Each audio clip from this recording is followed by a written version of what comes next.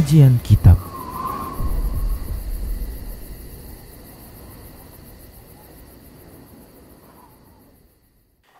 Assalamualaikum warahmatullahi wabarakatuh. Innal hamdalillah nahmaduhu wa nasta'inuhu wa nastaghfiruh wa na'udzu billahi min shururi anfusina wa sayyiati a'malina. May yahdihillahu fahuwal muhtadi wa may yudlil falan tajida lahu waliyyan mursyida. Asyhadu an la ilaha illallah wahdahu la syarika lah wa asyhadu anna Muhammadan abduhu wa rasuluhu alladzi la nabiyya ba'dah. Wa qala Allah subhanahu wa ta'ala ya ayyuhalladzina amanu taqullaha haqqa tuqatih wa la tamutunna illa wa antum muslimun. Wa qala azza man qala ya ayyuhalladzina amanu taqullaha wa qulu qawlan sadida yuslih lakum a'malakum wa yaghfir lakum dhunubakum wa may yuti'illaha wa rasulahu faqad faza fawzan 'azima.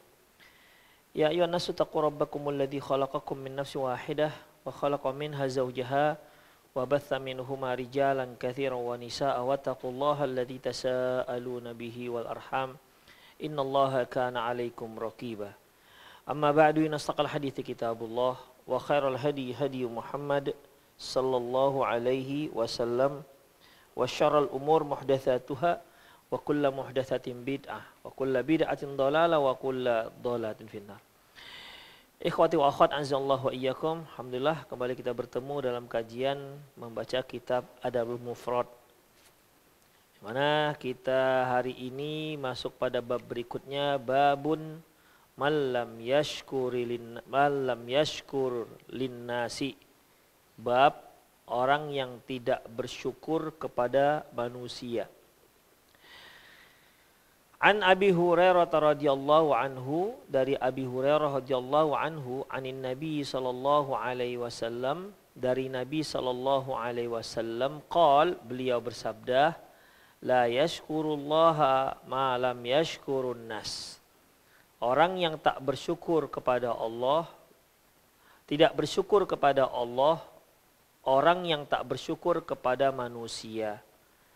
Kalau ada orang-orang yang mendapatkan kebaikan dari orang lain, tapi dia tidak mensyukurinya, berarti dia sama artinya tidak mensyukuri Allah Subhanahu wa ta'ala. Ikhwah, perlu kita ketahui bahwa kalau kita mendapat contohnya rezekilah berupa uang atau berupa apalah melalui teman kita, pada dasarnya itu adalah rezeki dari Allah Subhanahu wa ta'ala. Karena hakikat si pemberi itu Allah. Makanya Rasulullah juga pernah mengatakan, Allahu mu'ti wa ana qasim. Allah yang memberi, aku hanya membagi-bagikan. Ketika kita memberikan sesuatu kepada teman kita berupa nikmat, maka kita itu sebenarnya pada hakikatnya bukan pemberi. Kita hanya perantara dari apa yang diberikan Allah Subhanahu wa ta'ala kepada kita, dan sebenarnya yang ada di tangan kita itu sebenarnya adalah milik teman kita yang kita berikan kepada dia. Ikhwah. Jadi di sini sebenarnya ketika seorang memberikan kebaikan kepada kita, itu sangat tidak terlepas dengan Allah Subhanahu wa ta'ala. Ya, sangat tidak terlepas dengan Allah Subhanahu wa ta'ala. Taib. Dalam hadis ini Rasulullah sallallahu alaihi wasallam mengatakan, la yashkurullaha man la yashkurun nas. Tak bersyukur kepada Allah orang yang tak bersyukur kepada manusia. Para ulama mengartikan, mengapa orang yang tak bersyukur kepada manusia berarti dia tak bersyukur kepada Allah. Ikhwah, kalau kita bicara tentang pemberian, tentang pemberian, tentu kita akan katakan pemberian Allah lah yang sebenarnya sang pemberi, bukan manusia. Ya, bukan manusia. Kemudian, apa yang diberikan manusia, misalnya kalau kita katakanlah bahwasanya jika pemberian tersebut melalui seseorang, itulah kita katakan dari manusia. Ada yang langsung dari Allah, misalnya hasil usaha kita dapati, misalnya hasilnya kita jualan dapat untung, misalnya kita bekerja dapat gaji. Kalau begitu ikhwah, yang kita katakan itu dari perbandingan antara dari Allah dan dari manusia, maka kita bisa simpulkan bahwasanya yang kita dapati dari manusia itu jauh lebih sedikit ketimbang yang kita dapati dari Allah Subhanahu wa taala. Demikian ikhwah. Kalau yang kita definisikan yang dari manusia itu jika memang kita diberi secara gratis. Hadiahkah, free kah, apalah namanya. Kalau yang kita dapat dengan usaha kita anggap itu dari Allah. Bukan dianggap, memang dari Allah. Kita buat kategori seperti itu. Maka boleh kita katakan yang kita dapat gratis itu jauh lebih sedikit ketimbang yang kita dapat usaha. Berarti bisa kita simpulkan yang kita dapati dari Allah Subhanahu wa taala jauh lebih banyak ketimbang yang kita dapati dari manusia. Jika kita buat klasifikasi seperti itu. Padahal sebenarnya tidak bisa juga seperti itu klasifikasinya. Karena apa yang diberikan manusia pada dasarnya itu dari Allah Subhanahu wa taala. Jadi apabila manusia yang memberikan kepada kita sebuah kebaikan yang jauh lebih sedikit ketimbang kebaikan yang Allah berikan kepada kita, itu pun tidak bisa kita syukuri, bagaimana mungkin kita bisa mensyukuri Allah Subhanahu wa taala yang memberikan jauh lebih banyak. Itu ikhwah. Makanya para ulama mengatakan man ajiza anil qalil ajiza anil katsir min babil aula. Mereka yang sulit untuk sesuatu yang kecil sedikit, bagaimana mungkin dia sanggup untuk sesuatu yang jauh lebih besar. Oleh karena itulah man la yashkurun nas la yashkurullah. Barang siapa yang tidak mensyukuri manusia, sama artinya dia tidak mensyukuri Allah Subhanahu wa taala. Demikian ikhwah. Karena yang dari Allah Subhanahu wa taala disebutkan dalam surat Nahl ayat 18, wa in ta'uddu ni'matallahi, apa lanjutnya? La tuhsuha. Apabila kalian menghitung-hitung nikmat yang Allah berikan, la tuhsuha, tidak akan mungkin kamu bisa dapat menghitungnya. Tidak usahlah kita bicara sejak pagi. Sekarang kita sedang duduk. Ketika sedang duduk ini kita terlalu banyak nikmat Allah Subhanahu wa taala yang sedang kita rasakan, yang sedang kita terima. Baik, kita hitung saja sedang ini. Kita sekarang sedang begini nih. Apa saja nikmat Allah yang kita rasakan? Satu, melihat, mendengar, bernafas. Duduk, betul. Ada yang nggak bisa duduk, ikhwah, bisulan dia. Apalagi sehat. Ada yang gelisah aja bawaannya, begitu. Ada yang duduknya nggak tenang. Antum tenang duduk itu juga sebuah nikmat. Ada yang asik bergeser aja, ambayan dia. Demikian ikhwah. Fokus, ada yang nggak fokus. Fokus juga itu sebuah nikmat. Ikhwah, itu baru di sini. Masih banyak lagi. Ya, masih banyak lagi. Yang tak tersebutkan. Itu masih pada saat sekarang. Belum lagi ketika sejak kita lahir sampai kita mati nanti, la haula wala quwata illa billah, sebuah nikmat, satu nikmat yang enggak mungkin bisa kita hitung. Makanya wa in ta'uddu ni'matallahi la tuhsuha, apabila kalian hitung-hitung nikmat Allah, enggak akan mungkin kalian bisa hitung. Hanya memang ikhwah, kita itu kurang merasakan berharganya itu nikmat, kecuali setelah Allah cabut tuh nikmat, baru terasa dia. Itu ikhwah. Kalau nikmat itu masih kita laksanakan, masih kita pakai, belum begitu terasa. Seperti misalnya nafas yang alhamdulillah semua masih lancar kan? Masih lancar kan? Demikian. Bagi yang pilek ikhwah, setiap kali dia harus menghirup udara harus bersama ingus. Katanya gitu kan? Kesulitan dia. Demikian ikhwah. Ya, jadi nikmat tersebut ikhwah rahimanallahu wa iyyakum, ya nikmat yang memang tidak mungkin untuk bisa kita hitung. Wa in ta'uddu ni'matallahi la tuhsuha. Kalau kalian hitung-hitung nikmat Allah, tidak akan mungkin kalian dapat menghitungnya. Tidak akan mungkin kalian dapat menghitungnya. Tapi ikhwah, fakaifa yu'addil ajiz syukra hadhihi ni'am allati la tuhsa idza lam yu'addil qalil. Apabila dia tidak bisa berterima kasih, bersyukur pada orang yang memberikan sedikit, bagaimana mungkin dia bisa bersyukur kepada Allah yang telah memberi nikmat yang tak terhitung banyaknya? Tidak terhitung banyaknya. Bagaimana mungkin? Gak akan mungkin kalian bisa. Seperti yang kita katakan tadi, ya. Sebenarnya itu nikmat, tapi terkadang tidak kita rasakan. Barulah kita rasakan ketika apa tadi? Ketika Allah mencabutnya. Sekarang antum gak akan merasakan bagaimana nikmatnya punya gigi. Tapi coba tanyakan orang-orang yang sedang mengalami sakit gigi. Mereka akan katakan lebih baik lebih baik sakit hati daripada sakit gigi. Demikian ikhwah. Artinya sangat membuat kita nggak nyaman. Dicabut. Apalagi misalnya ikhwah, mata. Ada sebagian orang kalau kemana-mana harus pakai kacamata. Kalau ketinggalan kacamatanya harus balik dia untuk ngambil kacamatanya. Karena apa? Kalau nggak pakai kacamata, tak bisa membaca. Kabur matanya. Demikian ikhwah, dan terlalu banyak. Ya, oleh karena itu ikhwah azanallahu wa iyyakum, mari kita itu bersyukur kepada orang-orang yang memberikan kebaikan kepada kita. Terutama tertuju kepada para istri. Yang Rasulullah bilang, para istri itu tak mensyukuri nikmat yang diberikan oleh suaminya. Itu bukan saya yang bilang. Ibu-ibu pun sering mendengar hadis ini. Ketika Rasulullah mengatakan,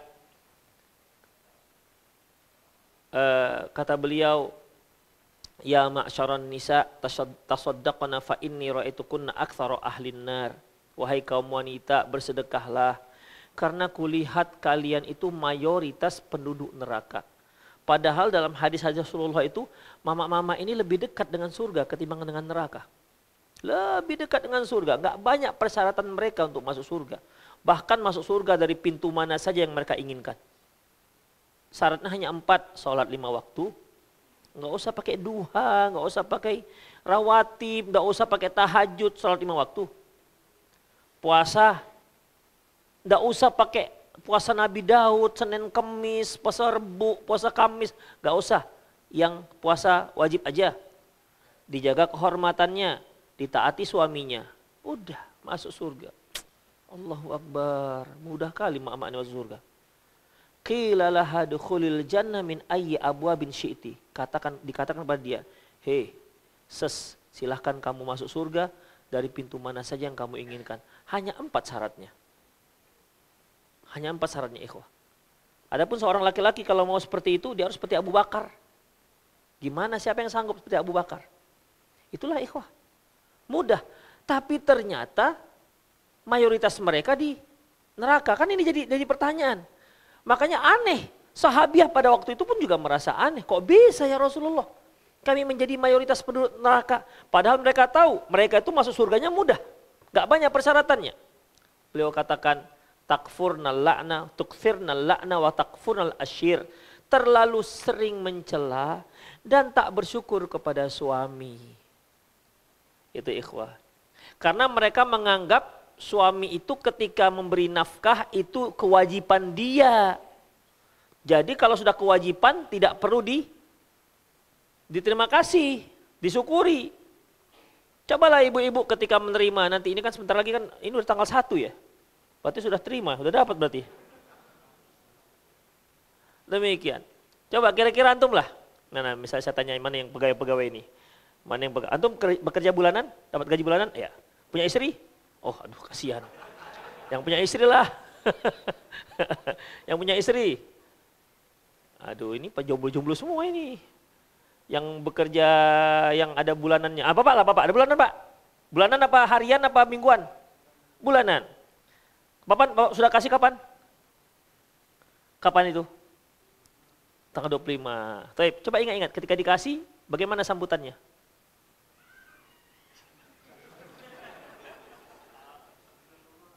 Masya Allah, itu baru paten. Siapa nama Bapak? Royan, Bapak Royan. Jazakallah khairan ayah. Itu baru. Tiru tuh Bu. Kalian tiru itu. Artinya, walaupun mungkin bukan hanya sekedar jazakallah khairan, walaupun hanya sekedar itu, tapi itu cukup ikhwah. Karena Rasulullah kan katakan, kalau kalian tidak sanggup membalas, maka kalian ucapkan jazakallah khairan, faqad ablagha fi tsana. Kan sudah kita bahas. Kalau kalian nggak sanggup membalas, kemudian kalian katakan jazakallah khairan, kalian sudah memberikan pujian yang cukup. Demikian ikhwah. Tapi jangan hanya sekedar jazakallah khairan, taatilah. Itu dia. Jazakallah khairan ayah, nanti sepatu ayah disemir ya, semir sendiri lah ya, cemana ya ini? Nah, itu berarti kurang bersyukur juga jadinya. Itu ikhwah. Azallahu wa iyyakum. Baik, kemudian ikhwah, selanjutnya. Al-Khattabi mengatakan, mengomentari hadis ini. Beliau mengatakan, hada yuta'awwalu ala wajhain. Hadis ini ditafsirkan dari dua sisi. Ahaduhuma, anna man kana fi tab'ihi wa 'adatihi kufran ni'matin nas wa tarku syukri lil ma'ruf kana min 'adatihi kufranu ni'matallahi ta'ala wa tarku syukri lahu. Takwil yang pertama, arti pertama. Apabila seseorang yang memang kebiasaannya tak mensyukuri kebaikan orang lain. Dikasih biasa aja, tidak mensyukuri, tidak mengatakan terima kasih juga enggak. Kasih ya, sip, gitu-gitu aja ikhwah. Ya. Kalau kebiasaan dia, apalagi sampai tobiat dia, ketika mendapatkan atau menerima kebaikan, dia tak mensyukuri orang yang telah memberinya kebaikan, maka kemungkinan besar dia juga tak mensyukuri nikmat yang Allah berikan. Karena dia memang terbiasa untuk tidak mensyukuri. Makanya ikhwah, kita punya anak itu diajarkan ikhwah. Diajarkan. Karena semua itu kebaikan. Setan itu tidak ingin kita mendapatkan kebaikan. Oleh karena itu, mensyukuri, mengucapkan terima kasih, mengucapkan jazakallahu khairan itu perlu diajarkan. Kalau istri antum ketika mendapatkan pemberian dari antum, dia diam-diam saja, ajarkan dia. Bagaimana cara berterima kasih? Apa ucapannya? Ajarkan ikhwah. Karena itu perlu belajar memang. Ya, itu perlu belajar. Ajarkan dia. Ajarkan anak-anak kita. Ya, ketika dia dikasih temannya bonbon, bilang, nak ucapkan jazakallah khairan. Ajarkan ikhwah. Kalau enggak dia nanti terima dimakan, selesai ceritanya. Tidak ada tidak ada tanda ucapan-ucapan syukur. Demikian. Jadi ikhwah itu perlu belajar. Diajarkan. Antum juga kalau punya teman, kalau dikasih dia tenang-tenang saja. Enggak ada ucap. Kita tunggu dia bilangkan jazakallah khairan. Enggak juga. Kita tunggu dia mengucapkan terima kasih. Enggak juga. Ajarkan dia, antum kalau saat dia begini, ajarkan ikhwah. Karena itu memang perlu pelajaran, perlu pengajaran. Gimana kalau dia nggak mau diajar? Dihajar kalau dia nggak mau. Ikhwah, jadi harus begitu memang, diajarkan. Anak-anak kita yang kecil-kecil, itu ajari dia untuk bersyukur kepada orang lain. Supaya dia bersyukur kepada Allah Subhanahu wa Ta'ala. Bersyukur kepada Allah itu juga diajarkan. Demikian. Ya. Baik. Jadi kata Imam Al-Khattabi, salah satu takwilnya kata beliau, kalau manusia itu terbiasa tak mensyukuri apa yang orang berikan, maka bisa dipastikan dia juga tak mensyukuri apa yang Allah berikan kepada dia. Itu yang pertama. Yang kedua, Allah Subhanahu wa Ta'ala la yaqbalu syukral abdi ala ihsanihi ilaih. Idza kana al-'abdu la yashkuru ihsanin nas. Allah Subhanahu wa Ta'ala tidak akan menerima rasa syukur seorang hamba yang menerima kebaikan darinya jika si hamba tersebut tidak mensyukuri temannya, tidak mensyukuri manusia yang lain yang telah memberinya kebaikan. Artinya begini, bersyukur itu kan satu perbuatan baik ya. Bersyukur, ucapan terima kasih, itu sebuah perbuatan baik. Dan kalau kita bersyukur, mengucapkan terima kasih, mengucapkan syukur kepada orang yang memberi kebaikan kepada kita, kita berpahala apa tidak? Berpahala. Ya, berpahala. Sudahlah kita yang dapat, kita ucapkan, kita berpahala. Oke? Tapi ikhwah, rahimanallahu wa iyyakum, kalau kita tak bersyukur, kepada seseorang yang telah memberi kebaikan kepada kita, tapi kita mengucapkan syukur kepada Alhamdulillah, Alhamdulillah engkau telah memberikan kami kemudahan ya Allah, segala puji bagimu. Allah nggak akan terima itu semua. Nggak akan terima. Allah nggak akan beri pahala. Dianggap itu nggak ada nilainya apa yang dia lakukan terhadap Allah Subhanahu wa taala. Karena dia tidak pernah peduli dengan manusia yang telah berbuat baik pada dia. Ini makna kedua daripada la yashkurullah man la yashkurun nas. Tak bersyukur kepada Allah orang yang tidak bersyukur kepada manusia. Demikian ikhwah. Jadi Imam Al-Khattabi menyebutkan dua takwil. Yang pertama tadi, orang yang sudah terbiasa tak bersyukur kepada manusia, maka dia tidak akan bersyukur kepada Allah Subhanahu wa taala. Takwil kedua, makna yang kedua atau tafsir yang kedua, orang yang Allah tidak akan menerima orang yang bersyukur kepada Allah jika dia tidak bersyukur kepada manusia yang berbuat baik kepada dirinya. Demikian ikhwah azallah. Dari hadis ini bisa diambil faedah satu, yaitu fihi fadlu syukri. Ini menunjukkan keistimewaan dan keutamaan bersyukur. Bersyukur, mengucapkan terima kasih, ya, mengucapkan terima kasih. Tapi dalam Islam minimal ucapan terima kasih itu dengan mengucapkan jazakumullahu khairan, jazakallahu khairan.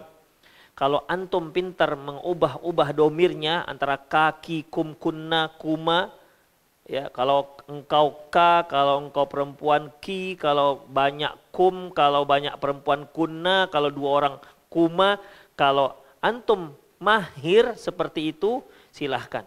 Tapi kalau antum nggak mahir, sudahlah, berapa bisanya aja. Jazakallah khairan untuk laki, perempuan, bencong, 2, 3, 4, udah kaja semua. Kenapa demikian ikhwah? Kalau antum lagi belajar sorob, yang mengasihi kebaikan antum 2 orang. Jazaka kakumakum kikumakum. Udah pergi dia. Udah lewat dia ikhwah. Jadi dalam masalah ini kalau antum bisa ligat itu mahir dalam merubah-rubah domir, silahkan. Tapi kalau enggak, udahlah. Katakan saja jazakallah khairan. Demikian ikhwah. Supaya lebih memudahkan. Ya, Allah Subhanahu wa taala tidak akan membebani sesuatu yang kita tidak bisa. Demikian ikhwah. Allahu a'lam bissawab. Wa annal qalil yadullu ala katsir wa yuaddi ilaihi. Bahwasanya yang sedikit itu menunjukkan sesuatu yang banyak, dan dari yang sedikit itulah bisa menjadi banyak. Wa fihi adamul istihanati bil qalil. Ini juga menunjukkan bahwasanya tak boleh menganggap remeh sesuatu yang sedikit. Makanya Rasulullah pernah katakan apa? La tahqiranna syai'an minal ma'ruf. Jangan kalian anggap remeh sesuatu kebaikan. Walaupun kecil, jangan anggap remeh. Jangan anggap remeh sekecil apapun perbuatan baik tersebut. Walaupun kalian hanya memberi sop kaki kambing. Dahulu ikhwah, kaki kambing itu sebenarnya nggak dimasak. Karena kan memang nggak ada dagingnya. Ya, memang nggak ada dagingnya. Kalau kita kan memang semua dimasak ikhwah. Usus saja pun itu dibalik kan dimasak kan. Di sana mana ada? Jeruan-jeruan itu dibuang. Kalau kita melihat perut itu, teringat semua inspirasi untuk masak itu. Perut babat, gitu kan. Teringat soto babat, apa babat, gitu kan. Nampak usus, teringatlah usus yang ditusuk-tusuk pakai lidi. Semua terinspirasi. Terlihat bulu ayam, teringat tek-tek, gitu kan. Tahu antum tek-tek? Enggak tahu. Waduh, ini anak-anak Gen Z semuanya. Enggak ngerti tek-tek. Antum ngerti tek-tek? Enggak tahu juga, tek-tek tahu? Tahu, Bapak tahu kan? Tahu, dia 50 ke atas. Bapak tahu tek-tek? Bapak berapa sih usianya? Oh, berarti Bapak bukan orang Medan. Itu yang pakai bulu ayam itu sepak-sepak. Oh, jadi apa namanya kalau nggak tek-tek? Itu ikhwah. Tapi yang namanya makanan itu memang di orang Indonesia itu paling jago mengolah makanan. Sampai orang Arab tuh tak terfikir kalau ceker itu masih bisa dijadikan makanan. Kita bisa ikhwah. Selama lembut, putus. Itulah dia. Ya, Taib. Jadi intinya begitu ikhwah ya. Jangan anggap remeh sesuatu yang kecil. Karena nih kita mau kirim tetangga, kita punya sayur ini nih, sayur kangkung. Aduh, kirim tetangga lah. Aduh, masa sih sayur kangkung dikirim? Jangan mikir seperti itu, kasih aja. Bu, sini kita tadi beli buat sayur tumis kangkung, semoga enak ya Bu, begitu. Itu cara ngomongnya, jangan, Bu, ini tumis kangkung kami kebanyakan daripada dibuang kami. Jangan begitulah bahasanya. Jangan begitu bahasanya, cari berantem kalau begitu. Jadi ikhwah, bahasa yang bagus. Demikian, ya. Jangan anggap remeh. Demikian. Baik ketika kita memberikan ataupun ketika kita mendapatkan. Itu ada rantang sampai ke rumah tuh, kita buka. Set. Tempe. Tempe aja pun dikirim-kirim. Jangan ikhwah. Jangan-jangan gara-gara tempe itu dia masuk surga. La tahqiranna syai'an minal ma'ruf. Jangan anggap remeh suatu kebaikan walaupun sekecil apapun. Misalnya nih, ini kadang-kadang kan masjid itu ada minumannya gitu kan. Minumannya beredar. Antum ambil sedotannya, antum tusukkan, tek kasihkan ke teman. Sepele enggak itu? Sepele ikhwah. Demikian. Dia merasa nggak itu suatu hal yang baik kali? Hah? Ih baik kali, Masya Allah soleh kali ya. Babang ini ditusukkan nanti. Pikir gitu nggak? Nggak akan mikir itu, mana mikir itu. Itu aja pun aku pun bisa. Gitulah kira-kira. Ya. Tapi kita nggak tahu ketulusan orang yang mentusukkan itu ikhwah. Kita nggak tahu. Sama seperti ketika seorang pelacur memberikan minum seekor anjing yang sedang kehausan. Siapa tahu, siapa sangka kalau gara-gara itu Allah berikan dia hidayah akhirnya dimasukkan ke surga. Siapa sangka? Padahal kalau yang nampak misalnya kucing yang sedang kehausan, pun teringat hadis itu. Ya, hadisnya anjing, ini kucing. Itu pelacur, awak ustad. Kalau dia masuk surga tingkat bawah, kita firdaus a'la berarti gitu kan. Karena lain objek, belum tentu juga sama. Ya. Belum tentu nilainya sama. Perbuatannya berbuatnya sama, belum tentu nilainya sama. Demikian ikhwah. Jadi sekali lagi ikhwah, jangan anggap remeh sesuatu yang kita anggap kecil. Wa fihi wujubu syukri sanil ma'ruf. Dalam hadis ini juga menunjukkan wajibnya untuk bersyukur kepada orang yang memberi kita kebaikan. Wa anna syukra babun min abwabil birri wassilah. Sesungguhnya syukur itu merupakan salah satu pintu kebaikan dan pintu silah. Silah itu penyambung, ya, penyambung silaturahmi. Walidzalika jaa fi Sunan Tirmizi fi Kitabil Birri Wassilah. Oleh karena itu dalam kitab Sunan Tirmizi hadis ini disebutkan dalam kitab Al-Bir Wassilah. Baik. Hadis berikutnya, wa an Abi Hurairah radhiyallahu anhu anin Nabi sallallahu alaihi wasallam. Dari Abi Hurairah radhiyallahu anhu dari Nabi SAW, anin Nabi SAW, qala Allah Ta'ala lin-nafs. Allah Subhanahu wa Ta'ala berkata kepada jiwa, kepada roh, ukhruji, keluarlah kamu. Qalat la akhruj illa karihan. Aku enggak akan keluar kecuali kalau terpaksa. Ini ucapan Allah kepada roh yang ada pada diri manusia. Berkata, si ruh ini aku nggak akan keluar kecuali kalau dipaksa. Permasalahannya ikhwah, apa hubungannya hadis ini dengan syukur? Babnya bab apa tadi? Bab man la yashkuri linnas. Bab orang yang nggak bersyukur kepada manusia. Ini kok tiba-tiba pencabutan nyawa ini hadisnya. Ini pencabutan nyawa. Ikhwah azanallahu wa iyyakum. Perhatikan, ada beberapa keterangan tentang masalah ini. Ibu-ibu di belakang, anaknya dikondisikan. Suaranya sampai ke depan. Masih dengar. Ikhwah, ada yang menyebutkan begini. Bahwasanya sebenarnya hadis yang kita sebutkan tadi, la yashkurullah man la yashkurun nas, dan ini kelanjutan. Kelanjutannya. Jadi dia bukan dua hadis, tapi satu hadis. La yashkurullaha ma la yashkurun nas. Tidak bersyukur kepada Allah, Allah yang tak bersyukur kepada orang yang tak bersyukur kepada manusia. Dan Allah berkata kepada ruh, keluarlah. Kata si ruh, aku nggak akan keluar. Allahu Akbar. Aku tidak akan keluar kecuali kalau terpaksa. Jadi ada yang menyebutkan itu sebenarnya dua hadis. Tetapi karena yang terkait dengan bab itu hanya la yaskurullah ma la yaskurun nas, maka dipotong oleh penulis. Demikian Imam Al-Bukhari rahimahullah. Ada yang menyebutkan begitu. Artinya ini dua hadis supaya yang dimaksud itu lebih nampak tujuan pendalilan hadis yang mana. Ada juga yang menyebutkan ikhwah rahimanallah wa iyyakum, yaitu bahwasanya fala'allal musannif lam ya'ti bihi illa yukhbiru anna makhrajal wahid fas-sahih wa huwal awal. Ada yang menyebutkan bahwasanya Imam Bukhari ingin memberikan pelajaran kepada para penuntut ilmu tentang ilmu sanad.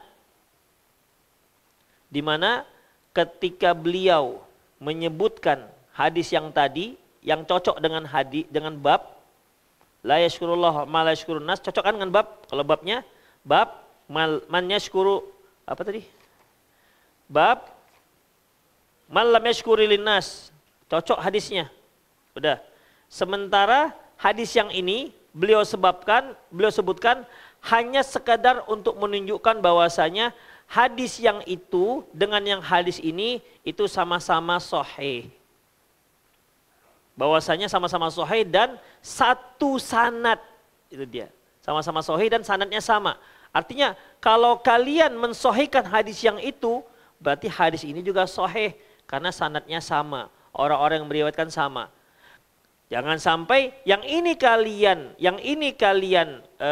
dhaifkan, sementara yang itu kalian sahihkan. Para rawi-rawinya sama, itu ikhwah. Jadi di situ ada nilai pelajaran tentang ilmu periwayatan hadis. Itu ikhwah. Itu pendapat yang kedua. Kemudian qultu, ini Syekh Uwaisyah mengatakan, wa badali anna qaulun nafsi la akhruju illa karihah. Menurutku bahwasanya ucapan ruh yang mengatakan la akhruj illa karihah, aku tidak akan keluar kecuali kalau dipaksa, fihi ikhlalun bisyukri, itu menunjukkan kurangnya syukur ruh tersebut. Id muqtada syukur an takhruja ta'ian. Karena kalau ruh tersebut dia adalah ruh yang bersyukur, dia pasti akan keluar dengan sukarela karena yang menyuruh adalah Allah. Jadi begini ikhwah. Jadi seolah begini nih. Artinya kalau Anda yang bersyukur kepada Allah, berarti Anda harus taat kepada Allah. Bukan hanya mengucapkan alhamdulillah. Demikian ikhwah. Sebagaimana itu ruh. Ruh itu kalau dia bersyukur kepada Allah, ketika Allah katakan silakan kamu keluar, seharusnya dia keluar dengan senang hati. Tidak dia katakan aku tidak akan keluar kecuali kalau dipaksa. Enggak begitu. Demikian ikhwah. Jadi secara implisit Imam Al-Bukhari ini menurut Syekh Uwaisyah ya. Secara implisit Imam Bukhari mengatakan bahwasanya jangan seperti ruh yang itu. Seperti ruh itu ruh yang tidak bersyukur. Seharusnya ruh yang bersyukur ketika dia disuruh keluar, ya keluar silakan dengan senang hati. Demikian ikhwah. Allah Subhanahu wa taala mengatakan dalam surat Fussilat ayat 11, faqala laha wal ardi tiya, berkata kepadanya dan kepada bumi, i'tiya, datanglah kalian berdua, maksudnya langit, datanglah langit, silakan wahai langit dan bumi datang, i'tiya tau'an au karha, silakan kalian datang, mau suka atau tidak suka. Qalata, bumi dan langit mengatakan ataina ta'i'in, kami datang dengan ketaatan, dengan senang hati, dengan sukarela. Itu ikhwah. Itulah yang takwil ataupun tafsir yang disebutkan oleh Syekh Al-Uwaisyah terkait tentang hadis ini dengan bab. Ya, secara zohir memang agak sulit kita katakan termasuk dalam bab syukur. Tapi sepertinya beliau melihat aplikasi daripada syukur itu adalah membuat seorang itu taat kepada Allah Subhanahu wa taala. Ikhwah, berarti ini punya dua hadis. Kalau kita lihat hadis yang diriwayatkan dari Bara' bin Azib, ya. Hadis Bara' bin Azib, ikhwah, rahimanallahu wa iyyakum, itu menyebutkan sejak awal. Kenapa dia tidak mau? Karena memang ini orang kafir atau orang durjana, maka dia tak mau. Kalau dia orang mukmin, ketika disuruh keluar ruhnya. Kalau dia orang kafir, ketika disuruh keluar, nentang. Orangnya nentang, ruhnya juga nentang. Karena memang dia diancam oleh Allah Subhanahu wa taala. Sedikit kita bacakan tentang hadisnya, ikhwah, azallahu wa iyyakum, yaitu hadis Bara' bin Azib, anna Rasulullah qala, bahwasanya Rasulullah SAW bersabda, innal abdal mu'min idza kana fi inqita'in minad dunya wa iqbalu minal akhirah nazala ilahi malaikatun minas sama bidul wujuh ka'anna wujuhahum syums.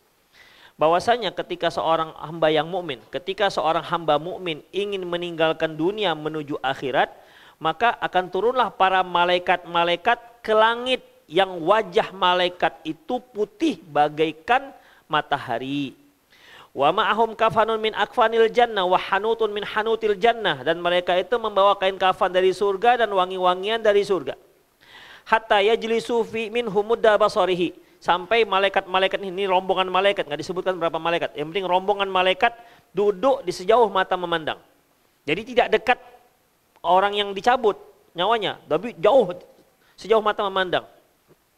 Di situ mereka menunggu. Kemudian summa yaji'u malakul maut alaihissalam, kemudian datanglah malaikat maut hatta yajlisu inda ra'sih, sehingga malaikat maut itu duduk di dekat kepala orang ini. Berarti kalau dia sedang tidur berarti di kepalanya ini, bukan di kaki. Kata si malaikat maut, ya, malaikat pencabut nyawa, malaikat maut, bukan Israel. Israel, malaikat maut yang disebut dengan Israel itu hadisnya dhaif. Paling kuat nasyidnya Nur Arsyah Jamil, itulah paling kuat dalilnya. Kemudian ikhwah, selanjutnya malaikat mengatakan, ya ayyatuhan nafsu thayyibah ukhruji ila maghfiratin minallahi wa ridwan. Wahai jiwa yang tenang, keluarlah untuk mendapatkan keampunan dan ridho dari Allah. Antum misalnya lagi di dalam rumah, bang keluar bang, ini banyak oleh-oleh nih. Keluar nggak kira-kira? Keluar ikhwah. Itu masih oleh-oleh. Bagaimana kalau keluarnya itu untuk mendapatkan keampunan dari Allah? Keluarlah, Allah akan ampuni, Allah akan ridho. Allahu Akbar, keluarlah cepat kita kan. Makanya ini pun keluar, ruhnya keluar. Maka fatakhruju tasilu kama tasil qatrat fi fais saqa fayakhudha. Maka keluarlah bagikan gini. Ini kalau botol kan, keluarlah bagaikan air yang menetes dari mulut botol. Enggak ada hambatan, mudah. Demikian ikhwah. Dan enggak ada rasa sakit. Enggak ada rasa sakit. Karena yang sakit itu sakarat ikhwah, bukan an-naza. Naza itu mencabut nyawa, pencabutan nyawa. Nyawa keluar, itu enggak ada sakit untuk orang-orang yang beriman. Tapi kalau menjelang kematian ada yang disebut sakarat, di situ sakitnya. Ketika Rasulullah sebelum kematian beliau terbaring di tempat tidur, di sisi beliau itu ada kuwah. Kuwah itu artinya tempat ini, baskom lah kita bilang ya. Baskom yang ada airnya, beliau celupkan tangannya ke air, kemudian beliau usapkan ke wajahnya. Apa kata beliau? Ala innalil mauti la sakarat. Semuanya kematian itu ada sekaratnya. Nah, di situ ada sekaratnya. Dan itu bisa dirasakan oleh orang mukmin dan orang kafir. Tetapi ketika dicabutnya nyawa, keluarnya nyawa, tidak ikhwah.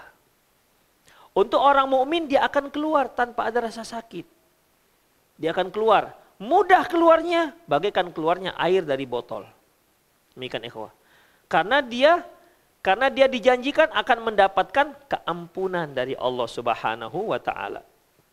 Begitu keluar, langsung diambil oleh malaikat maut. Kemudian diopor ke malaikat yang nunggu tadi itu. Disitulah dikafankan, ya, dikafankan dengan kafan surga dan diberi wangi-wangian surga. Itu ikhwah. Berarti yang dikafankan itu bukan hanya jasad tapi juga ruh. Ikhwah, ruh itu bentuknya gimana? Apakah seperti orang yang sedang pakai mukena melayang? Atau seperti Gasper itu? Gasper apa Kasper? Ah? Nah itu, apakah seperti itu? Terbang begitu, di bawahnya berjuntai-juntai. Berarti kan pakai pakaian itu berarti. Demikian, apakah seperti itu? Ikhwah, itu hanya ada dalam komik. Kalau dia perempuan pakai baju putih long dress, atasnya nggak berjilbab kan gitu kalau komik-komik gitu kan, ya kan? Ngaku aja lantum ya kan? Gitu kan Mbak, iya kan? Nah, iya. Udah banyak tamat dia, tamat. Koping ho tamat nggak kemarin? Demikian ikhwah. Jadi dalam masalah ini tidak ada satupun dalil yang menunjukkan seperti itu. Apakah roh itu bentuk manusia? Nggak tahu, nggak disebutkan. Yas'alunaka 'anir ruh, qulir ruh min amri rabbi. Wa ma utitum minal ilmi illa qalila. Mereka bertanya tentang ruh, katakan ya Muhammad, ruh itu milik Tuhanku. Wa ma utitum minal ilmi illa qalila. Kalian tidak diberi ilmu tentang ruh kecuali hanya sedikit. Demikian. Jadi kalau dikatakan, oh ruh itu bentuknya seperti manusia, tolong sebutkan dalil.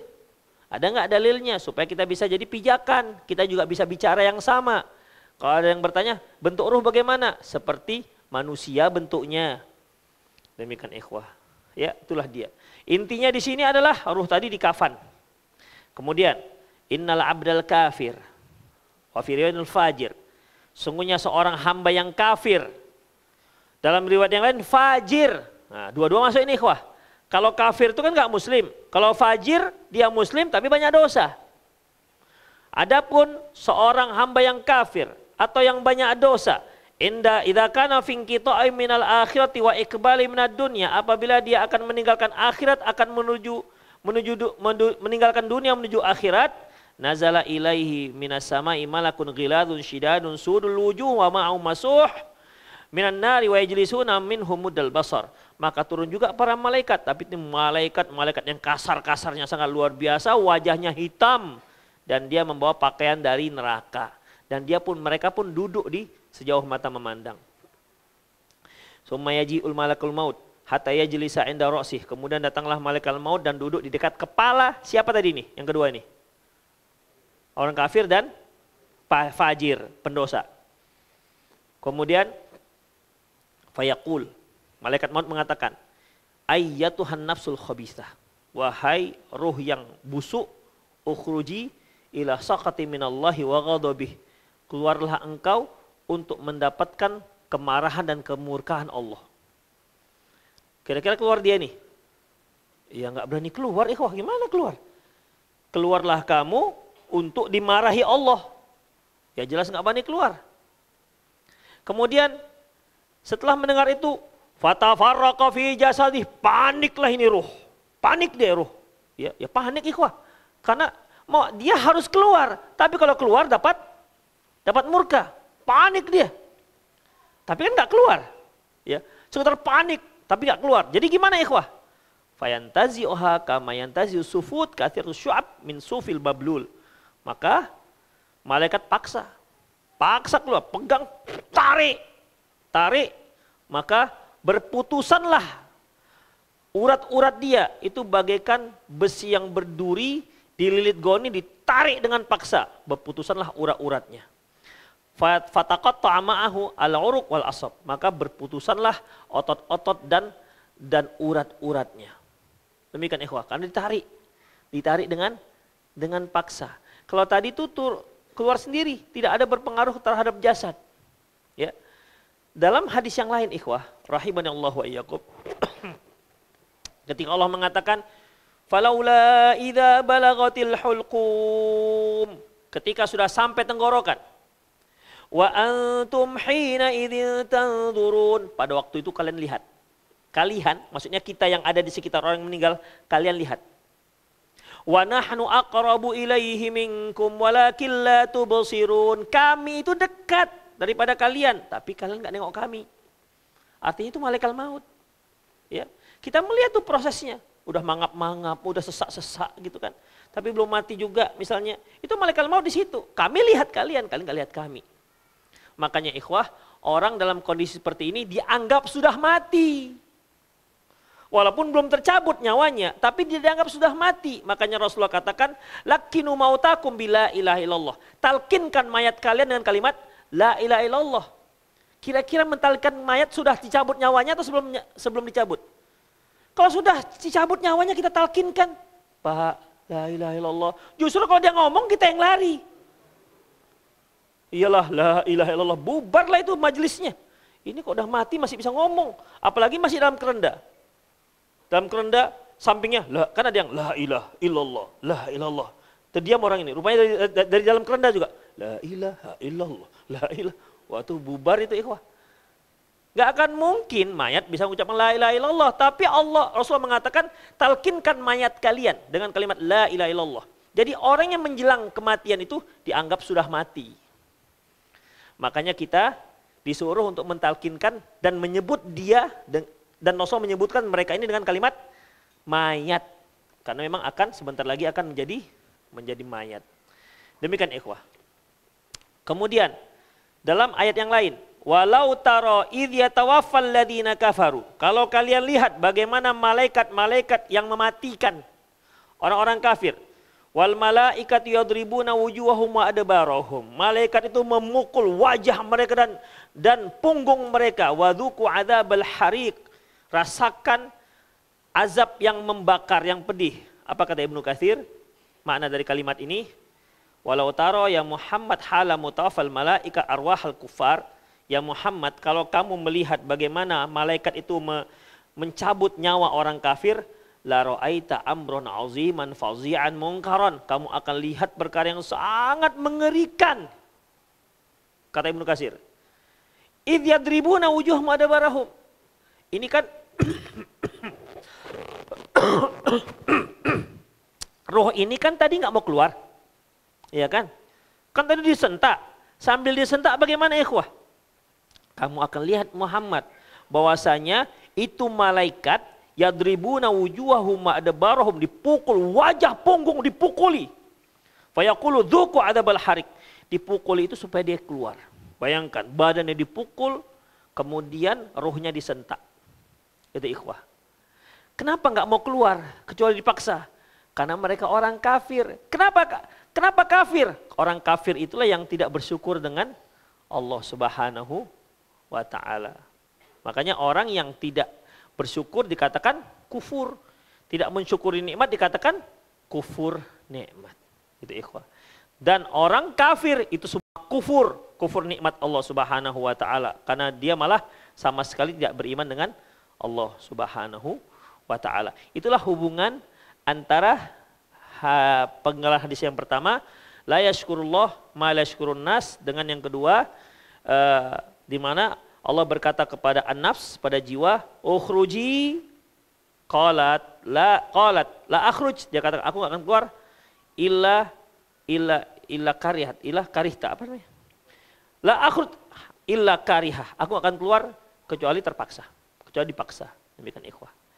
Itulah dia dua kalimat yang semoga Allah Subhanahu wa ta'ala menjadikan itu semua sebagai ibrah bagi kita. Baik, itu saja, semoga bermanfaat. Qulu qauli hadza wa astaghfirullah li wa lakum wa lisal muslimin innahu wal ghafurur rahim. Silakan jika ada yang bertanya, adapun untuk WA tanya jawab sedang kehabisan kuota. Jadi mohon maaf. Ya, silakan. Ibu-ibu yang mau bertanya silakan, coba panitia kasih mikrofonnya. Ya, silakan.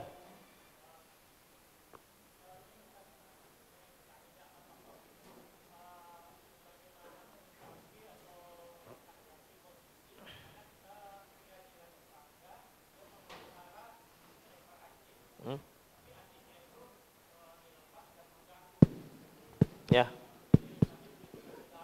Antum punya pistol enggak? Enggak punya. Ya, saya cuma nanya. Ya terus lanjut. Ada yang mau bertanya? Ada yang mau bertanya?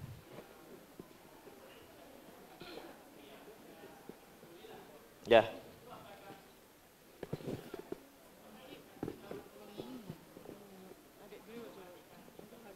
Makanya saya tanya dia punya pistol apa enggak?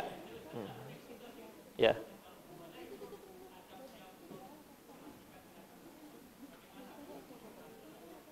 Ya. Ikhwah, saya tanya, kalau antum punya anak-anak, kemudian mereka bertengkar, siapa yang menyelesaikan pertengkaran mereka? Misalnya nih, si abang curi duit adiknya, si adik nangis-nangis, itu duit saya bang, enggak mau, untuk abang, enggak mau bang, enggak mau, gitu, enggak peduli abangnya. Kepada siapa ngelapornya? Pada ayah. Jadi untuk masyarakat ikhwah, ketika ada satu hal yang meresahkan, apakah dia anjing, ataukah dia kucing ada juga nggak meresahkan? Kucing, atau kadang-kadang dia buka tempat untuk berjudi, atau dia orang baru, tapi kok sering perempuan-perempuan jalang masuk ke rumah dia, kadang-kadang suara-suaranya sampai ke sebelah rumah. Demikian, sangat mengganggu. Yang seperti ini, pertama yang kita lakukan, kita itu posisinya sebagai apa? Di situ penguasa apa tidak? Kalau bukan penguasa, berarti kita masuk level kedua. Man ra'a minkum mungkaran falyughayyir biyadihi. Barang siapa yang melihat kemungkaran, maka dia ubah dengan tangannya. Itu kita katakan mungkar, kenapa ikhwah? Karena prinsipnya yaitu la doror walad diror. Tidak boleh memudorotkan dan tidak boleh dimudorotkan. Kita tidak boleh memudorotkan orang lain, kita juga tidak ingin dimudorotkan oleh orang lain. La doror walad diror. Demikian. Kalau dia punya sesuatu, mungkin anggap sajalah dia seorang Nasrani yang bagi dia nggak apa-apa melihara anjing. Tapi kalau anjingnya itu meresahkan, kita lewat, dia menggonggong. Memang sih kita kurus, tebau tulang dia. Tapi permasalahannya dia menggonggong. Demikian. Kita bawa anak kecil, pasti sedikit banyak kita merasa takut kan, khawatir. Berarti dia memudorotkan. Udah. Maka itu termasuk kemungkaran. Makanya dalam Islam dikatakan ad-doror yuzal. Doror itu harus dihilangkan. Itu kaidahnya. Ad-doror yuzal. Yang memudorotkan itu wajib untuk dihilangkan. Apa saja yang memudorotkan. Jadi kita sebagai warga sama warga kita mengingatkan dia. Ini meresahkan masyarakat. Ini mudorot pada masyarakat. Mengganggu masyarakat. Kemudian setelah diingatkan dia nggak peduli. Maka kita naikkan kasusnya ke Keplor, Kepling, ke Lurah. Demikian ikhwah. Kita naikkan kasus dia. Demikian, kita bawa beberapa anggota masyarakat ke kelurahan minta ketenangan, selesaikan masalah mereka. Walaupun terkadang kelurahan tidak bisa menyelesaikan juga. Mungkin karena dia seorang pejabat di atas kelurahan. Antum masih nggak senang, naikkan ke kecamatan. Demikian ikhwah. Boleh. Itu dibolehkan. Ya sampai sebatas antum kemampuan. Sudah sampai setingkat apalah begitu, enggak juga. Ternyata dia punya jabatan yang cukup kuat misalnya. Ya sudah. Doa aja kepada Allah, doa minta kesabaran. Demikian. Tapi boleh enggak kita bunuh tuh anjing? Enggak boleh. Ya, enggak boleh. Karena mudorotnya lebih besar. Kalau dia tahu antum yang bunuh, apa yang terjadi? Kan bisa saja, cara bunuh anjing gampang ikhwah. Antum ambil telur, ambil jarum pentul yang kecil-kecil, campur dengan telur, taruhkan situ. Tapi antum jangan ikut dan lakukan. Itu tips saja. Jarum pentul kecil-kecil. Itu bapak saya ngasih tahu. Kalau anjing kan dia jilat-jilat gitu kan, dijilatnya. Nah itu ada jarum pentulnya itu, jarum pentul kecil-kecil. Itu ikhwah. Tapi antum jangan ikut, hanya sekedar tahu ya. Ingat, awas ya, jangan ikut ya. Jangan dibuat, hanya sekedar tahu aja. Demikian ikhwah. Jadi nggak dibolehkan.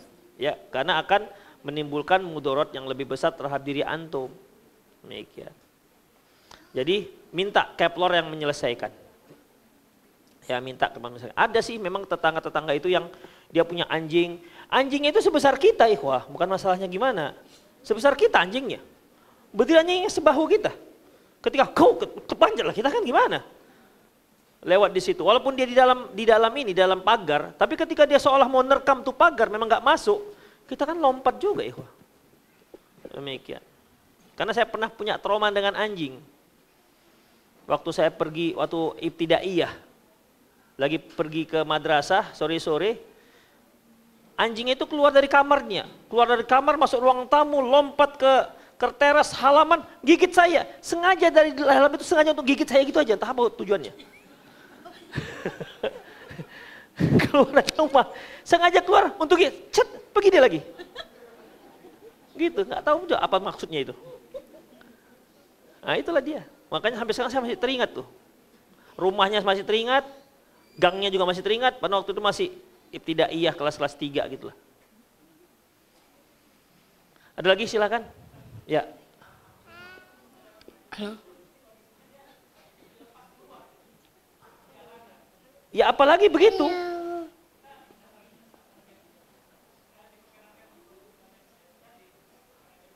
Kalau dia gigit balik. Ya bisa, kenapa nggak bisa? Ya maksudnya pukulkan kepalanya. Jadi setiap lewat rumah dia bawa martil. Demikian. Ya kalau digigitnya gimana? Siap-siap. Tapi itu pun setelah proses kita ajukan kepada Kepling, menyelesaikan. Keplingnya juga nggak mau, ya sudah gitulah. Setiap lewat bawa softball itu. Begitu puk. Demikian. Oh gimana lagi daripada kena gigit? Gigit kan ada masalah, rabiesnya ini masalahnya. Demikian. Allahu a'lam bishawab. Ustadz. Ya, silakan Bu. Bismillahirrahmanirrahim Ustadz. Ya, silakan.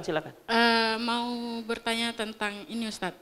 Benar apakah seorang anak perempuan ya Ustadz? Ya. Apakah ketika dia melakukan sebuah dosa, apakah itu akan ditanggung oleh emaknya atau iya. Apakah ayahnya ikut menanggung dosa yang dilakukan anak perempuan tersebut? Baik, jazakumullah khairan. Ikhwah azallah, bukan hanya anak perempuan. Anak, istri, semua ditanggung oleh sang suami. Kapan ditanggung oleh sang suami? Pertama, jika si kepala rumah tangga yang mengajarkan, maka setiap dosa yang diajarkan dilaksanakan oleh istrinya, oleh anaknya, maka dia berdosa. Itu pertama. Yang kedua, dia tidak ajarkan. Tetapi ketika dia melihat anak dan istri melakukan, dia diam saja tanpa melarang kemungkaran. Padahal dia sebagai ketua, dia sebagai orang penanggung jawab di hadapan Allah. Kullukum ra'in wa kullukum mas'ulun an ra'iyatih. Setiap kalian itu pemimpin, masing-masing pemimpin akan dimintai pertanggungjawabannya di hadapan Allah nanti. Ar-rajulu ra'in wa huwa mas'ulun an ahli baitih. Seorang laki-laki, dia merupakan pemimpin, dia akan mempertanggungjawabkan tentang rumahnya, keluarganya semua. Demikian. Jadi kalau dia melihat, dia nggak ngajarkan, tapi dia lihat, misalnya dia sudah pesan, Dek, kamu janganlah lagi jabat tangan dengan laki-laki yang bukan mahram karena itu nggak boleh, haram hukumnya misalnya. Atau Dek, kamu keluar rumah jangan nggak pakai jilbab, harus pakai jilbab misalnya. Keluarlah istrinya hanya dengan alasan beli garam ke seberang toko sampah. Hanya beli garam, pakai jilbab repot. Kitik lari dia ke seberang, kitik balik lagi. Mau cepat gitu. Demikian kita tahu, tapi didiam saja, maka suami berdosa. Setiap kali melakukannya, dia tahu dia berdosa. Itu ikhwah. Tetapi kalau sesuatu yang dilarang oleh orang tua, nah, kamu jangan pakai jilbab, kamu jangan buka aurat keluar rumah. Tapi diam-diam si anak buka aurat. Dari rumah dia pakai jilbab. sampai ke Pasar Merah dibuka jilbabnya. Demikian ikhwah. Ya. Ketemu dengan teman-temannya yang rambutnya dipirang-pirangkan itu. Dia orang Sukarame asli. Mana pernah orang Sukarame rambut pirang kan? Mana pernah? Rambut orang Sukarame itu ima dia hitam atau putih karena beruban. Demikian, pirang nggak ada, blonde gitu nggak ada. Demikian ikhwah. Kalau dia pakai jilbab, apa kata kawan-kawannya, komunitasnya? Komunitasnya nggak ada yang pakai jilbab misalnya. Dibukanya tanpa sepengetahuan ayahnya, maka ayahnya berlepas diri.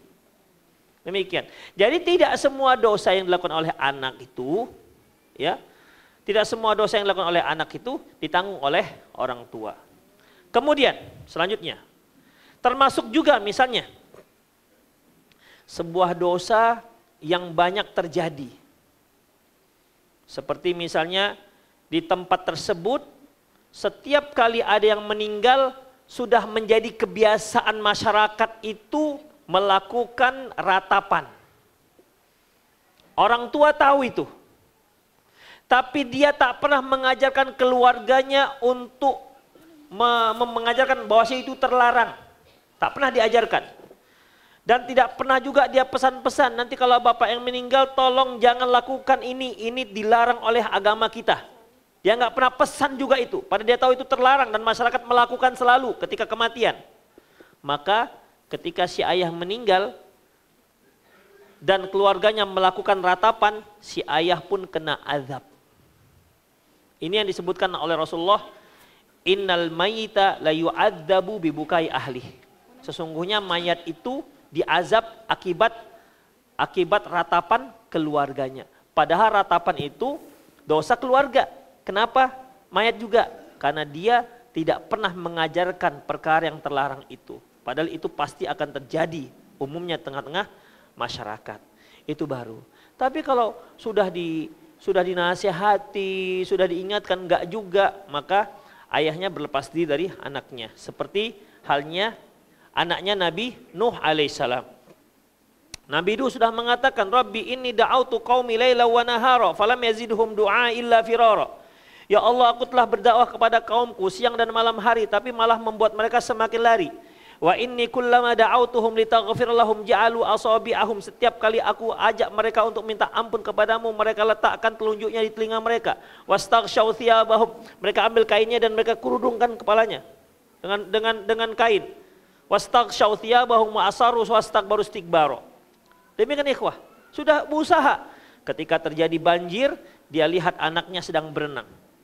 Tetap diajak, ya bunayyar kam ma'ana wala takum ma'al kafirin. Wahai ananda, ayo ikut bersama ayah, jangan kamu termasuk orang kafir.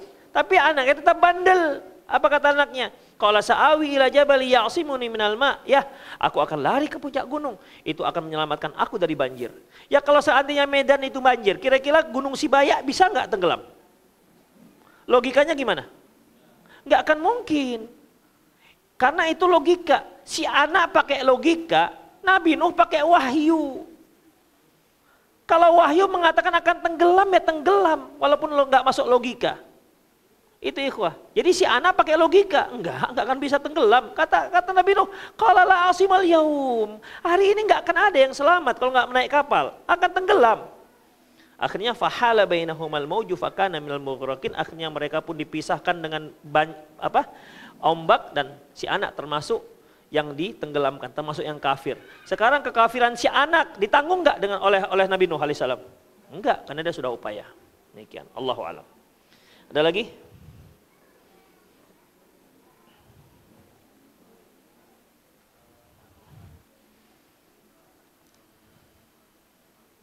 Ya. Enggak melarang pakai jilbab.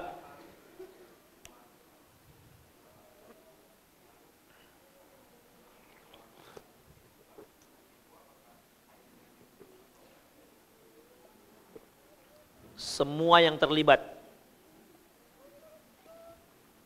Kepling muslim yang tahu warganya keluar nggak pakai jilbab juga dosa. Wali kota yang tahu warganya keluar nggak pakai jilbab juga berdosa. Tuh, itu dia ikhwah, yang begitu. Makanya ketika ada seorang minta jabatan, apa kata Rasulullah? Kamu kok minta jabatan? Inna hadala la nadamah. Ini nanti akan menjadi penyesalan. Akan penyesalan ikhwah. Ni'mar radi wa bi'sal fatim. Artinya kekuasaan itu enak, tapi nanti setelahnya seburuk-buruk kondisi ketika dia sudah selesai dari jabatannya. Demikian ikhwah. Ya, makanya kita dilarang untuk minta-minta jabatan karena memang luar biasa tanggung jawabnya. Kita punya anak 3, istri pun hanya 1, nggak banyak-banyak kali. Gimana antum lihat pendidikan mereka? Mendidik mereka. Udah, segitulah. Anak 5, dari mulai memberikan biaya, apalagi perempuan, sekolah sana, sekolah sini. Kemudian istri juga yang bandel-bandel ini, gimana caranya supaya dia taat kepada suami, dengan lembut suami mengarahkan. Itu istri 1, anak 3 atau anak 5. Gimana kalau dia menjadi kepling, keluarganya ada 17 keluarga. Tanggung jawab dia enggak? Tanggung jawab dia. Gimana kalau antum menjadi presiden Indonesia yang mempertanggungjawabkan 250 juta orang? Antum tahu depan antum dia berbuat mungkar, antum diam-diam saja. Lanjut, gitu. Berdosa, ikhwah. Makanya berbahaya. Jadi penguasa itu bukan enak, ikhwah. Tanggung jawabnya besar. Itu namanya penguasa, karena dia bertanggung jawab atas perbuatan warganya. Jadi, macam yang dikatakan tadi, bukan hanya ayahnya, keplingnya pun berdosa. Kalau si keplingnya tahu itu sebuah kemungkaran tapi diam-diam saja. Tapi Ustadz keplingnya kafir, ya udahlah kalau gitu, lain ceritanya kalau begitu kan. Lain ceritalah kalau begitu. Demikian ikhwah. Ya, Allahu a'lam bishawab. Ada lagi? Ya.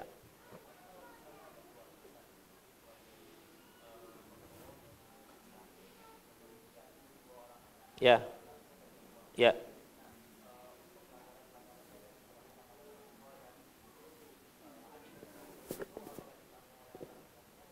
Orang tuanya sudah pisah. Memang kalau orang sudah pisah itu nggak bertanggung jawab lagi. Masih ikhwah. Satu keluarga yang sudah broken home, sudah terpisah.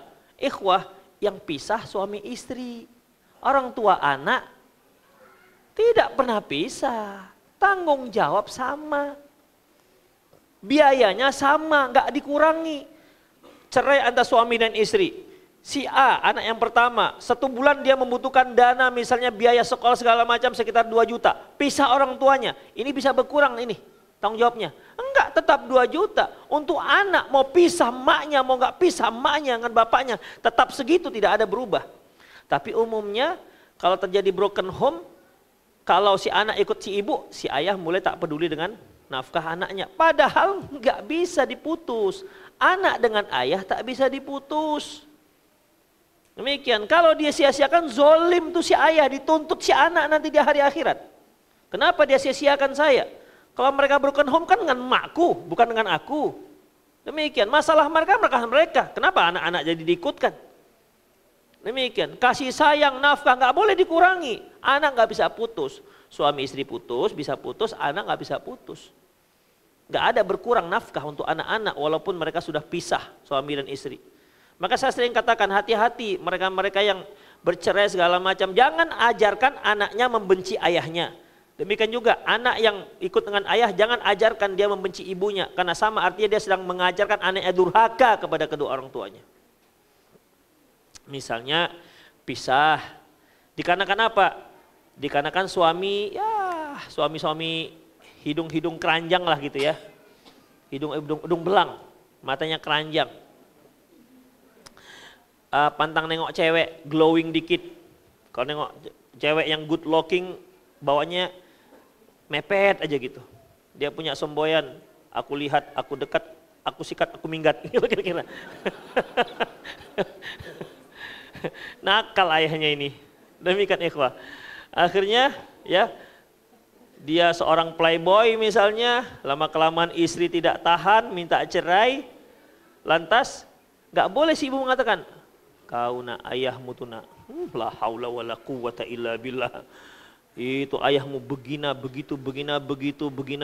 Itu kalau ditranskripkan bisa 1 skripsi dibuatnya untuk dibaca anaknya.